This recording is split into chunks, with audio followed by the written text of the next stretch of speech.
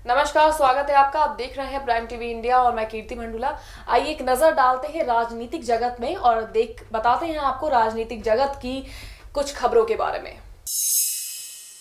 केंद्र और राज्य सरकार की कथित जन विरोधी नीतियों के खिलाफ बिहार में विपक्षी महागठबंधन वाम दलों के साथ मिलकर बुधवार को राज्य व्यापी आक्रोश मार्च निकाला। आक्रोश मार्च की शुरुआती गांधी मैदान से की गई। इस आक्रोश मार्च में महागठबंधन में समन्वय समिति के गठन की मांग पूरी नहीं होने से नाराज चल रहे हिंदुस्तानी आवाम मोर्चा, सेक्युलर और विकासशील इंसान पार्टी के मुखिया भी इस आक्रोश मार्च में शामिल हुए।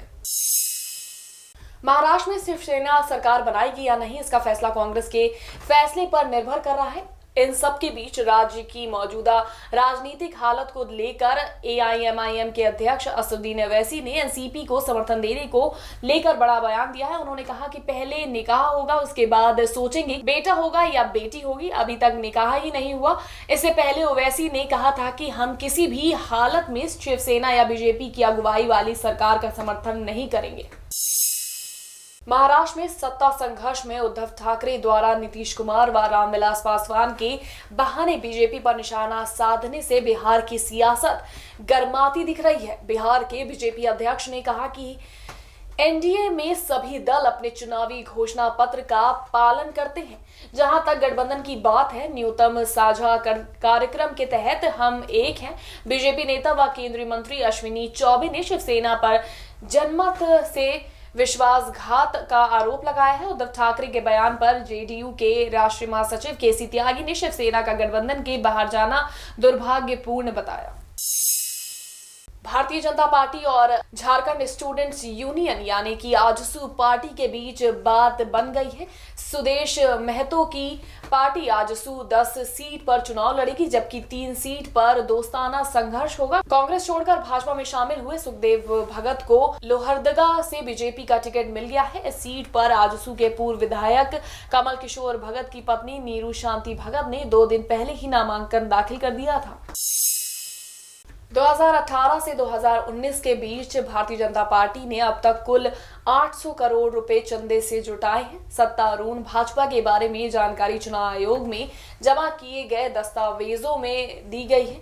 इसके बाद राज्यसभा सांसद सुब्रमण्यम स्वामी ने भाजपा पर तीखे आरोप लगाए हैं। सुब्रमण्यम स्वामी ने चंदे को लेकर भाजपा को घेरा है। सुब्रमण्यम स्वामी ने ट्वीट कर लिखा कि टाटा ने भाजपा को भारी राशि चंदे में दी है। अगर सरकार एयर इंडिया की कमान टाटा को सौंपती है तो यहाँ कॉन्फ्लिक्ट ऑफ इंटरेस्ट होगा।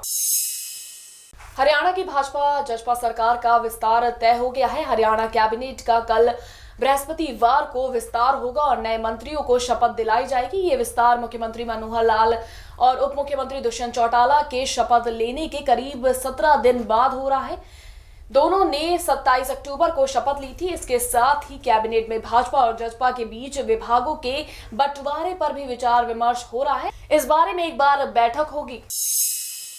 गुजरात में किसानों की कर्ज माफी और फसल बीमा की मांग को लेकर राजकोट पटघरी तहसील के मोवैया गांव में कांग्रेस नेता हार्दिक पटेल ने सत्याग्रह आंदोलन शुरू कर दिया है। हार्दिक पटेल ने बताया कि बेमौसम बारिश के कारण किसानों को नुकसान हुआ है। उनकी खड़ी फसल खराब हो गई। किसानों को फसल बीमा के रुपए भी नहीं मिले हैं, जिसके कारण उनकी स्थिति दयनीय है। किसानों को जल्द से जल्द फसल बीमा की राशि मिलनी चाहिए। हरियाणा के रेवाड़ी में अखिल भारतीय आयुर्विज्ञान को लेकर रेवाड़ी के विधायक और लालू प्रसाद यादव के दामाद चिरंजीव राव ने एक बड़ा बयान दिया है। उन्होंने कहा कि एम्स निर्माण को लेकर सरकार की लचर कार्यशैली को अब और सहन नहीं किया जाएगा। एम्स निर्माण शीघ्र शुरू हो, इसको लेकर 17 नवंबर से हस्ताक्षर अभियान चलाया गया। हजारों लोगों ने हस्ताक्षर कराने के बाद एक ज्ञापन मुख्यमंत्री को सौंपा जाएगा ताकि इलाके की जनता के साथ धोखा ना हो सके।